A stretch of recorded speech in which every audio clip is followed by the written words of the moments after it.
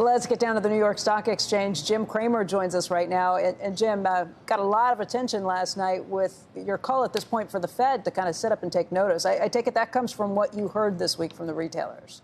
Yeah, it does. I mean, I remember watching you guys when Target came out and obviously Walmart. And I mean, I was aghast. The amount of inflation in the system that they had to eat is extraordinary. And I just think Home Depot was able to put through price increases because they had professionals. But they were putting through gigantic price increases. We got to break that. I think that Powell may not understand. We got to break this. We got to break it now because this was the week where you realize that it is just inflamed and it is not going away. And I was just kind of just I was shocked. I just didn't know that it was as bad as it is. And I think that Powell's got to maybe he doesn't read these conference calls or something, but you know, Becky, it's in every aisle. The inflation's in every aisle. Double-digit stuff, too.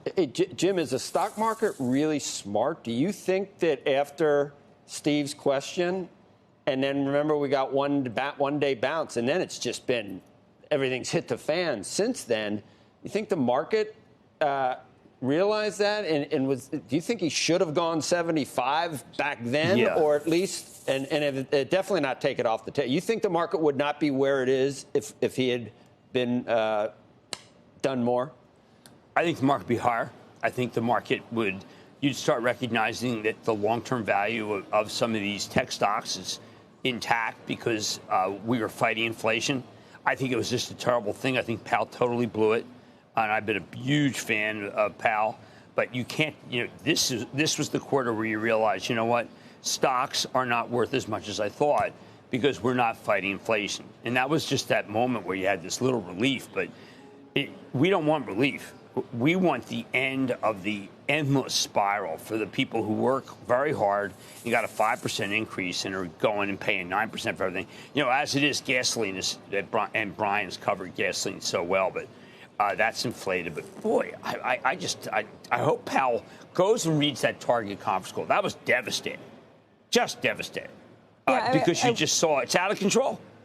Right. And by the way, the big retailers didn't all pass it on this time around, but you can bet they are working on it right now because they can't get hit again like they just did with the shares down something like 28% for the week.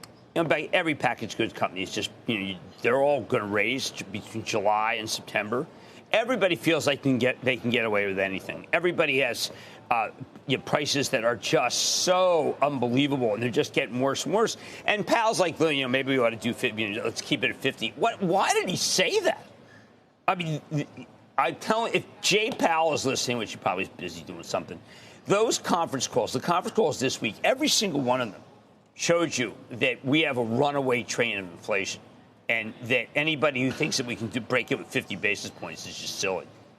My guess is you are going to see some pretty tough negotiations between the big retailers and the packaged goods companies, the food companies, and beyond about how much of that gets passed on and through the pipe, where stuff stops, where it doesn't. And that could be interesting from the stock market perspective, too. Who has the bigger flex here? Very big tug of war. I mean, one of the things also that we saw, the collapse in the transports, I think that's, again, because people recognize there's just we're going to have to go 100, and the commerce is going to slow. And that's look at United Parcel, look at FedEx, but we have to go 100, and I think people are going to start realizing that Jay Powell's wrong, and he's going to switch his direction. He has to.